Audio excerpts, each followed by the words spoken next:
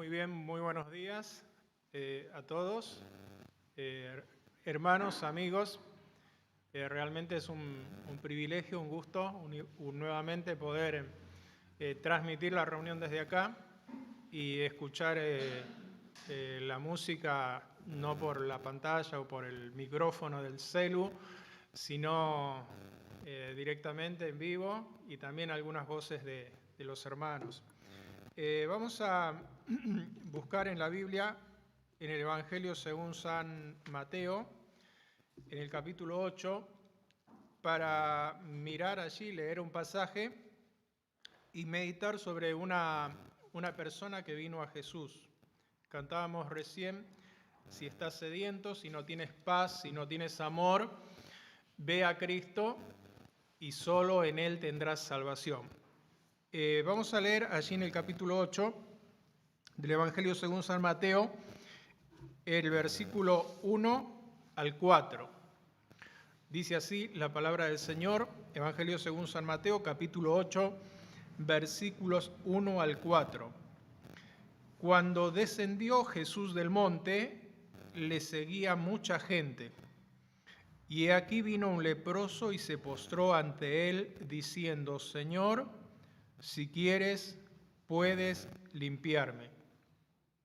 Jesús extendió la mano y le tocó, diciendo: quiero, sé limpio. Y al instante su lepra desapareció. Entonces Jesús le dijo: mira, no lo digas a nadie, sino ve, muéstrate al sacerdote y presenta la ofrenda que ordenó Moisés para testimonio a ellos. Que el Señor añada su bendición sobre este pasaje de las Escrituras.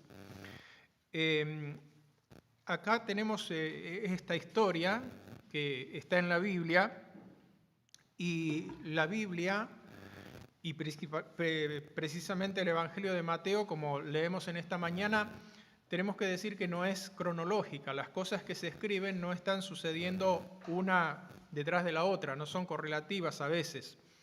Y especialmente aquí el Evangelio de Mateo no es cronológico, más bien es lógico. Hay un propósito en Dios y en la inspiración y en el escritor, en Mateo en este caso, y el propósito es mostrar a los judíos que Jesús es el Mesías prometido, que ha venido aquella persona que Dios había prometido en los profetas. Los profetas habían hablado de un niño.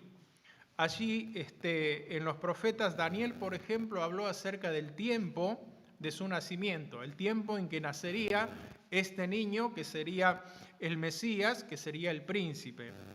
El profeta Miqueas habló del lugar de su nacimiento, que era Belén. El profeta Isaías habla de que este príncipe tiene aquellos nombres que nosotros encontramos en la Escritura, aquellos 5 nombres: admirable, consejero, Dios fuerte, Padre eterno y príncipe de paz. Dice el profeta también Isaías, capítulos 9 y 11, que su imperio no tiene límites y que su justicia es única. Este es el Mesías, este es Jesús, este es el Hijo de Dios, esta es la palabra de Dios que Mateo está presentando allí a los judíos. Entonces, ese es el propósito y por eso el relato está puesto en esta forma. Dice ahí el capítulo 8 y verso 1 que hemos leído, que cuando descendió Jesús del monte. ¿Y a qué monte se refiere? Se refiere a aquel monte o montaña que nosotros conocemos desde donde el Señor Jesús dio el sermón del monte, que lo encontramos en los capítulos anteriores, capítulos 5 al 7. Repito, no es cronológico, no significa que haya sucedido inmediatamente después de que descendió del monte, ni tampoco que sucedió el mismo día, pero en el propósito de Mateo está colocado en esta posición. Cuando desciende del monte, dice allí que le seguía mucha gente. En ese sermón del monte, el Señor Jesús les había hablado a las personas a la multitud que le seguía y a la multitud que le oía acerca de las bienaventuranzas. Y lo encontramos en el capítulo 5 en adelante.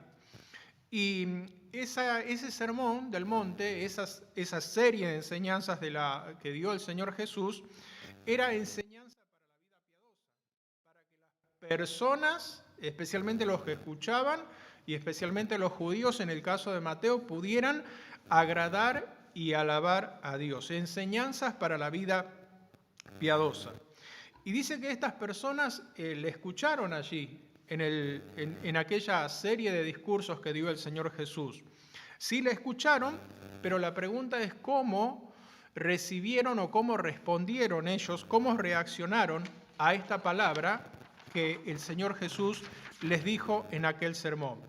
Les había enseñado sobre alcanzar la bienaventuranza. Allí en el capítulo 5 en adelante tenemos varias veces la palabra bienaventurado. Les enseñó sobre cómo alcanzar la bienaventuranza.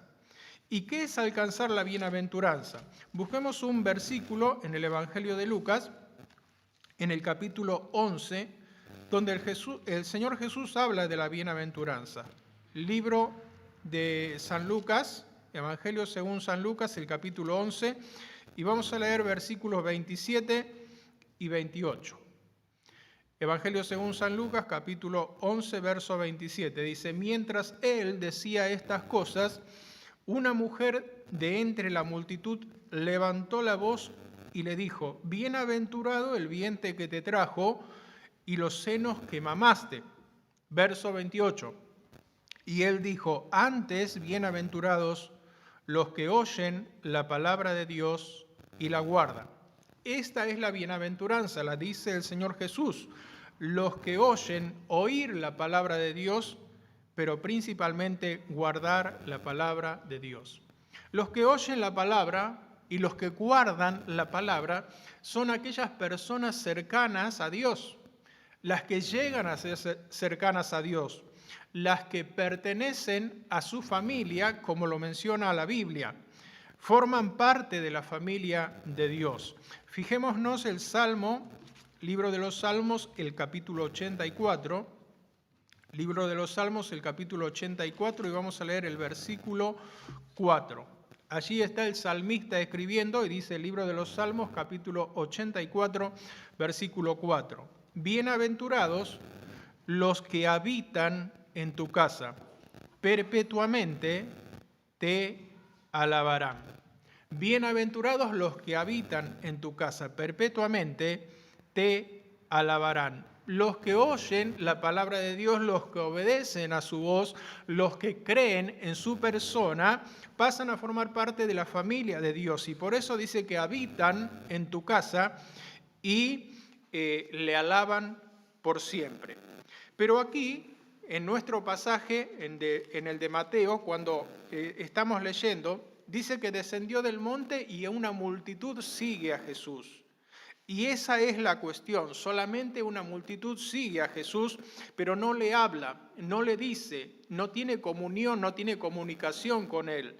Ni ellos le pueden hablar porque no le reconocen como Dios, como quien es, ni tampoco Dios les puede hablar porque ellos no son sus hijos todavía. Entonces es una multitud que le sigue a Jesús, pero que no le alaba, porque no pertenece a su familia como hemos leído, porque no habitan en la casa de Dios todavía, o mejor dicho, como la Escritura lo menciona, no son habitados por Dios o por el Espíritu Santo. Eso dice la Escritura en el Evangelio de Juan, San Juan capítulo 14. San Juan capítulo 14 dice que Dios habita en aquel que obedece. 14:23 de San Juan. Dice allí la palabra de Dios, Evangelio según San Juan, el capítulo 14, verso 23. Respondió Jesús y le dijo: el que me ama, mi palabra guardará, y mi Padre le amará, y vendremos a él y haremos morada con él. Ahí está. Dice, la cuestión es el que me ama y el que guarda mi palabra. Es amado por Dios y dice, vendremos a él y haremos morada con él. El que obedece la palabra es habitado por Dios. Y por supuesto allí le alaba, porque recibe bendición de Dios, porque recibe la gracia de parte de Dios. Esta multitud seguía a Jesús, pero no le decía nada. Tal vez le pedían cosas, tal vez comentaban lo que sucedía, tal vez esperaban que hiciera algo, como en otras oportunidades, cuando el Señor Jesús mismo les dice, me siguen porque comieron el pan y me siguen porque quieren más pan. Pero en esta oportunidad no le alaban, no pertenecen a él. Pero sí hay un hombre, y es el que hemos leído, un hombre que sí le alabará, un hombre que sí va a guardar la palabra, esa palabra que es la bienaventuranza, que es obedecer a Dios. Es un hombre que sí va a pertenecer a la familia de Dios. Y lo que vamos a tratar de mirar en un breve tiempo es cómo sucedió esto, cómo llegó a esa posición privilegiada de pertenecer a la familia de Dios o a la familia de Cristo. En primer lugar, dice ahí nuestro pasaje, Mateo capítulo 8, verso 2, que él vino a Jesús. En realidad no lo dice aquí de esa manera, dice ahí 8.2 de Mateo, y he aquí vino un leproso. No dice que vino a Jesús, pero el contexto nos habla así, porque dice que Jesús descendió del monte. Y sí los otros pasajes paralelos a este lo explican. Marcos 1.40 dice que esta persona vino e hincando la rodilla delante de él. Vino y se postró delante de él. Lucas dice que se postró con el rostro a tierra. O sea que esta persona vino al Señor y se consideró indigna delante de él. Él se presentó para buscar del Señor lo que él necesitaba. Aquello que él necesitaba era la limpieza de su enfermedad, de su pecado, de esto que era la lepra, que en aquel tiempo era terrible, en algunos casos era incurable. La persona era separada de su familia, separada de su pueblo, separada de lo que se conocía entre los judíos como la congregación de Israel y moraba fuera del campamento. Esta persona vino y se presentó delante de Jesús. Así lo dice el evangelista Lucas en el capítulo 5. Los evangelios son, uno explica al otro, es decir, uno va comprendiendo a medida que lee el mismo relato en distintos evangelios, y dice en el capítulo 5, verso 12, el mismo relato que cuenta Lucas de este hombre leproso, dice que él estando en una de esas ciudades se presentó un hombre lleno de lepra, el cual viniendo a Jesús se postró con el rostro a tierra y le rogó. Esta es la forma en que esta persona vino al Señor. Y él vino para pedirle al Señor, vino para rogarle al Señor. El Señor todo lo conoce y todo lo sabe. Hay muestras en las Escrituras de que mientras él estaba en un lugar podía saber lo que sucedía en otro lugar, porque es Dios, porque es el Dios eterno, el Hijo de Dios.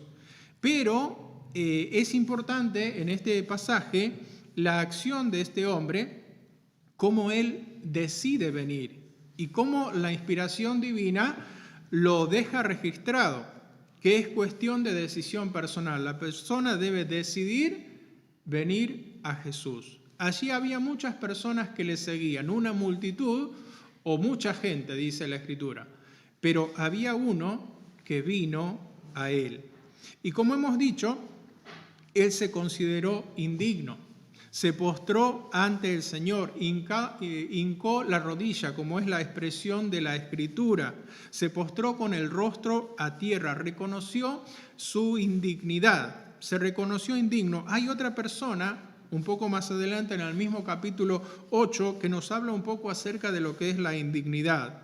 Dice el verso 5 del capítulo 8 de Mateo, entrando Jesús en Capernaum, vino a él un centurión rogándole y diciéndole: Señor, mi criado está postrado en casa, paralítico, gravemente atormentado. Y Jesús le dijo: yo iré y le sanaré. Respondió el centurión y dijo: Señor, no soy digno que entres bajo mi techo. Solamente di la palabra y mi criado sanará. Él también se consideró indigno. En esta oportunidad este hombre se consideró indigno porque él no pertenecía al pueblo de Israel, aunque amaba a la nación, como comentan otros evangelistas, y había construido incluso, había hecho donaciones a la nación, pero él se reconocía indigno. Sin embargo, ese reconocimiento de indignidad no impide que la persona pueda ejercitar su fe en Dios. Y dice que esta persona creyó a Dios. Sigue diciendo allí, versículo 9, porque también yo soy hombre bajo autoridad, 8:9 de Mateo, y tengo bajo mis órdenes soldados, y digo a este: ven y va, y al otro: ven y viene, y a mi siervo: haz esto, y lo hace. Al oírlo Jesús se maravilló y dijo a los que le seguían: de cierto os digo que ni aun en Israel he hallado tanta fe. La indignidad no impide que se pueda ejercitar la fe, aquella fe en lo que es el poder de Dios, aquella fe en lo que es el testimonio que la palabra de Dios da de Jesucristo y de Dios. Esta persona ejercitó la fe en el Señor Jesucristo. Esa indignidad que sentía el leproso era evidente, porque dice que vino al Señor, y el evangelista Lucas dice que vino lleno de lepra. Era evidente, estaba en todo su cuerpo, y esto le causaba vergüenza. Y esa es la manera en que uno viene a Dios, viene lleno de pecado. La Biblia dice que estamos llenos de pecado, dice que somos pecadores. Los profetas dicen que nuestras justicias, o lo que nosotros creemos que es bueno en nosotros o que es justo, son como trapos de inmundicia. Esta persona reconoció su indignidad y su indignidad era evidente, pero él viene de todas maneras al Señor. En tercer lugar, reconoció a Jesús como Señor, en contraste con todos los demás, ¿no? Todas las demás personas dice que le seguían. No sabemos bien por qué. Hemos mencionado algunas cosas, distintos motivos. Tal vez también tendrían alguna necesidad física. Le seguían. Pero esta persona le reconoce y le habla. Le dice allí en el versículo 2: he aquí vino un leproso y se postró ante él diciendo: Señor, Señor, si quieres puedes limpiarme. Le reconoció como Señor. Todos los demás no lo hacían o no lo habían hecho, y principalmente los israelitas, aquellos que la Biblia llama que eran los suyos, a los que pertenecía Jesús, la familia o la casa de Israel.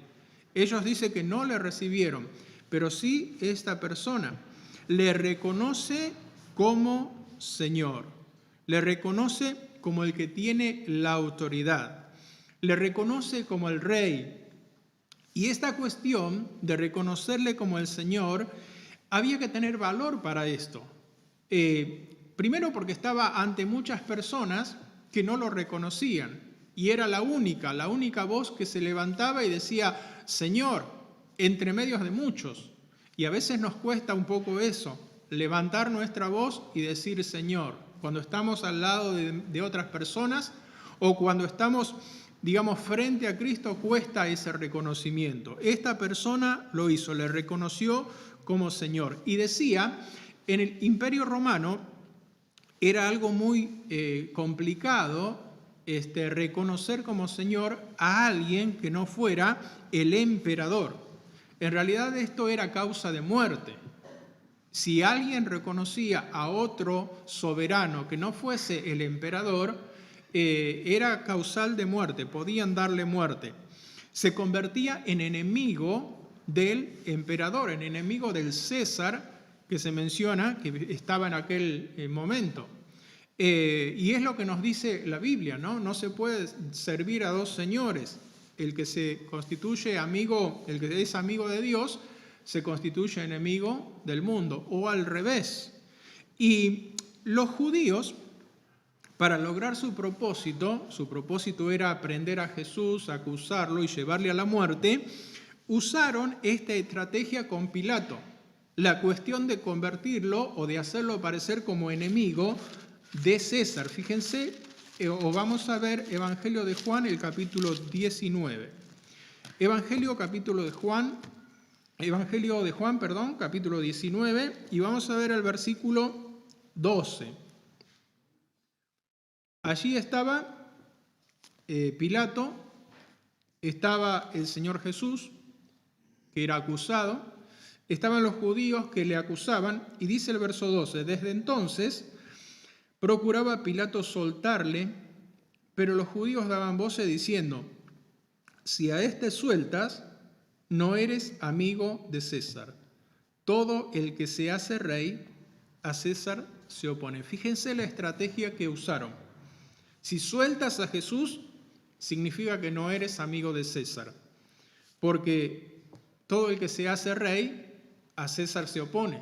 Acá te estamos presentando, decían ellos, una persona que se opone a César. Y tú, en vez de ajusticiarlo o de hacer justicia, en vez de mostrar que César es el único rey, lo vas a soltar. Si a este sueltas, no eres amigo de César. Estrategia usada por los judíos para lograr su propósito. ¿Cómo sale Pilato o cómo escapa Pilato de esta encrucijada, de esta posición en la que le pusieron? Bueno, dice allí el versículo 14, era la preparación de la Pascua y como la hora sexta. Entonces dijo a los judíos, he aquí vuestro rey. Pero ellos gritaban, fuera, fuera, crucifícale. Pilato les dijo, ¿a vuestro rey he de crucificar? ¿Cómo sale Pilato de esta situación difícil, incómoda? ¿Cómo escapa de allí? Bueno, escapa de esta manera, como lo hemos leído. Lo presenta a Jesús ante los judíos y les dice, aquí vuestro rey.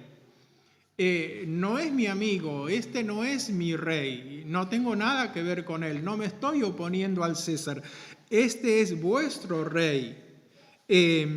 Ahora, cuando él les dijo esto, ellos rechazaron y dijeron, fuera, fuera, crucifícala. Tampoco querían saber nada con Jesús.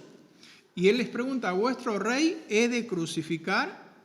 Ahora los que estaban en la posición incómoda eran los judíos, aquellos que habían llevado a Pilato a esa situación de ponerlo en enemistad o de ponerlo en peligro ante el César, ahora eran los judíos. Se da vuelta la cosa o Pilato la da vuelta. Y ellos son los que están en problemas. Y por eso es que gritan y dicen, fuera, fuera con este. Verso 15. Y Pilato les dijo, ¿a vuestro rey he de crucificar? Respondieron los principales sacerdotes, no tenemos más rey que César. Fíjense la respuesta, no tenemos más rey que César. Ellos también salieron de esa situación, pero salieron negando a Jesús. Y cuando leemos las Escrituras sabemos que ellos odiaban a César, porque César era el que los había cautivado y era el que les pedía los tributos, el que cobraba los tributos, era el que los oprimía y no querían tener nada que ver con César, pero en esta cuestión, por el odio contra Jesús, dijeron, no tenemos más rey que César. Pilato escapó del lugar incómodo que lo pusieron los judíos, pero sin embargo no pudo escapar de la responsabilidad en la que lo puso Jesús. Jesús lo puso en la responsabilidad de estar frente a Dios y frente a la soberanía de Dios, y de allí no pudo escapar. Dice el versículo 11 del capítulo 19, Vamos a leer también el versículo 10. Juan 19, 10. Entonces le dijo Pilato: ¿a mí no me hablas? ¿No sabes que tengo autoridad para crucificarte y que tengo autoridad para soltarte? Respondió Jesús, verso 11: ninguna autoridad tendrías contra mí si no te fuese dada de arriba.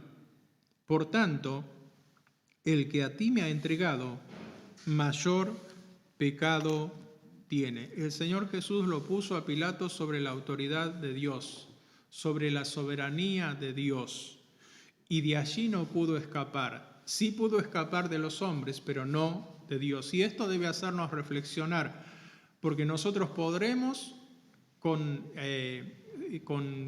distintas formas escapar de los lugares que nos ponen los hombres, pero no podremos escapar de la soberanía de Dios y de la responsabilidad de decidir ante la autoridad de Dios. Dios pone al hombre ante la autoridad o poder de Dios. ¿Y cuál es ese poder? El poder que Dios da está en Juan capítulo 1. Juan capítulo 1 y verso 12.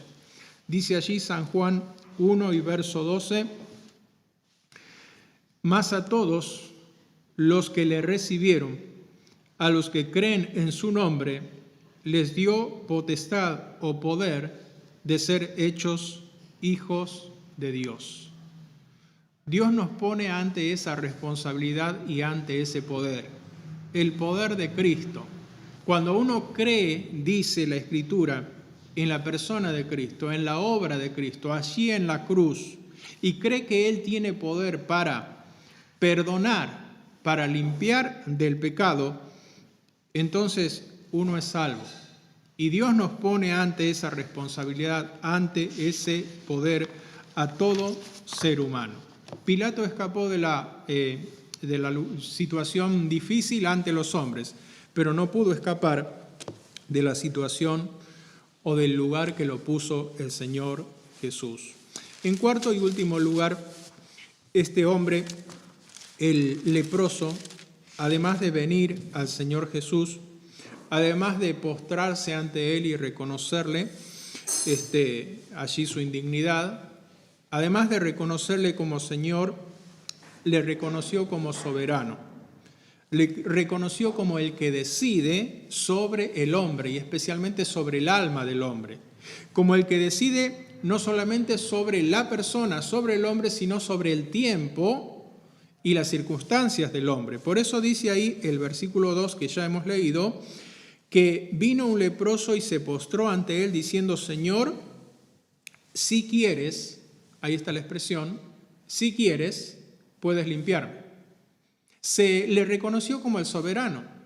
Estoy ante ti y voy a aceptar tu voluntad. Qué importante es reconocer la soberanía de Dios, sobre todo cuando estamos en situaciones difíciles y cuando estamos sufriendo y cuando estamos excluidos como este hombre que era el leproso. Le reconoció como soberano. Si quieres, puedes limpiarme. En esta oportunidad, la acción del Señor Jesús fue instantánea, fue en el acto, el querer, el limpiarle, el salvarle, fue en el acto.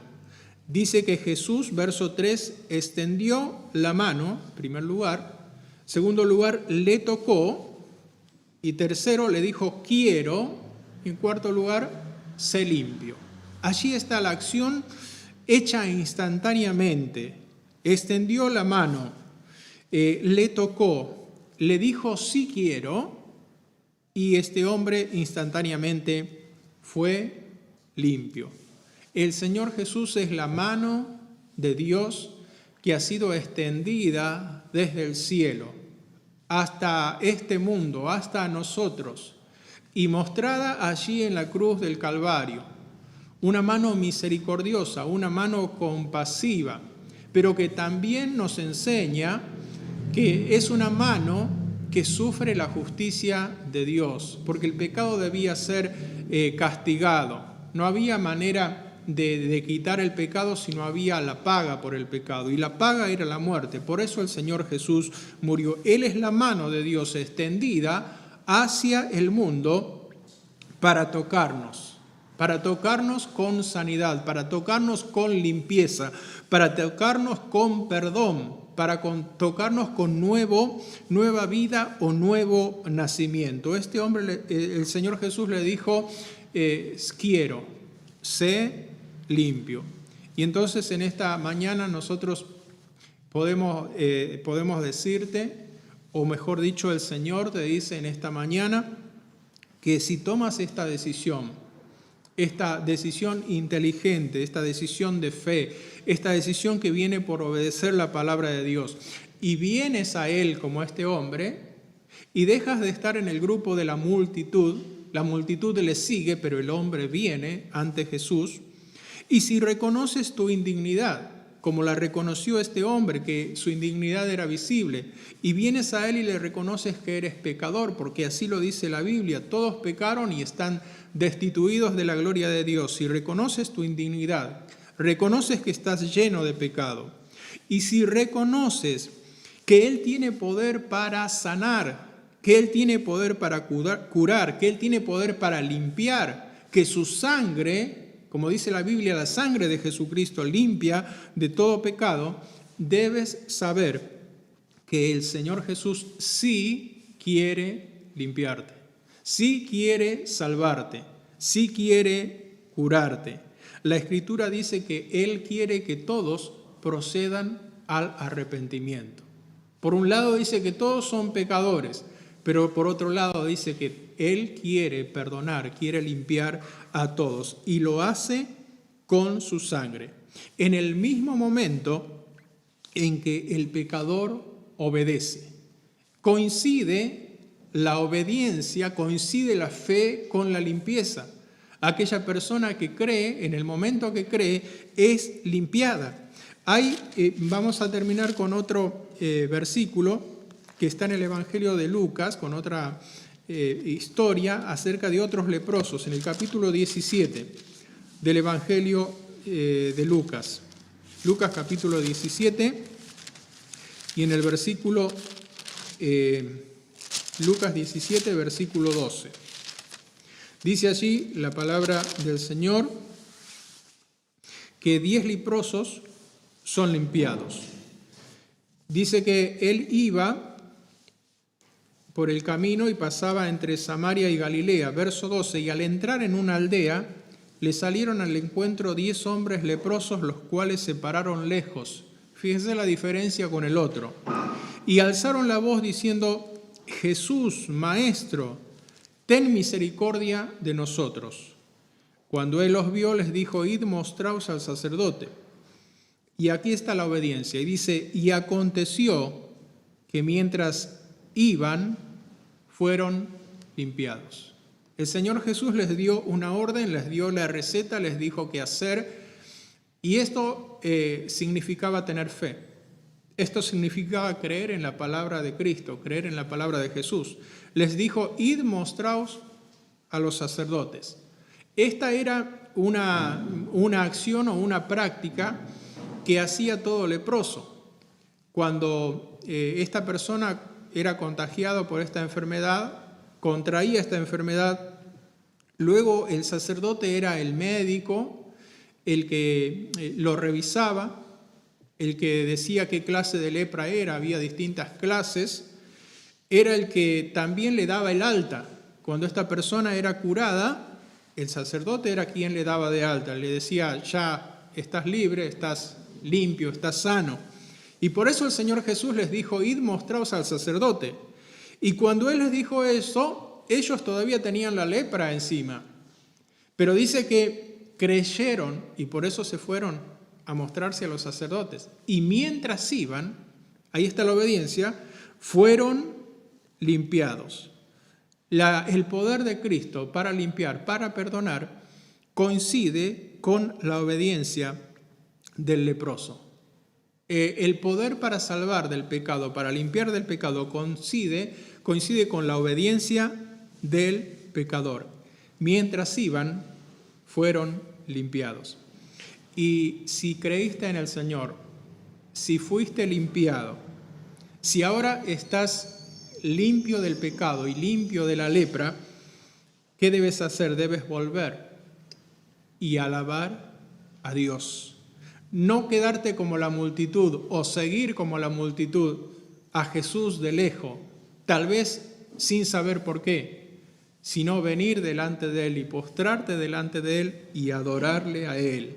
Dice allí el verso 17, respondió Jesús y dijo, ¿no son 10 los que fueron limpios o limpiados? ¿Y los 9 dónde están?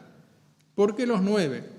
Porque dice que uno de ellos, verso 15, viendo que había sido sanado, volvió glorificando a Dios. Si fuiste limpiado, vuelve y glorifica a Dios, glorifica a Cristo, que es quien te salvó, y canta desde tu corazón y alaba su nombre.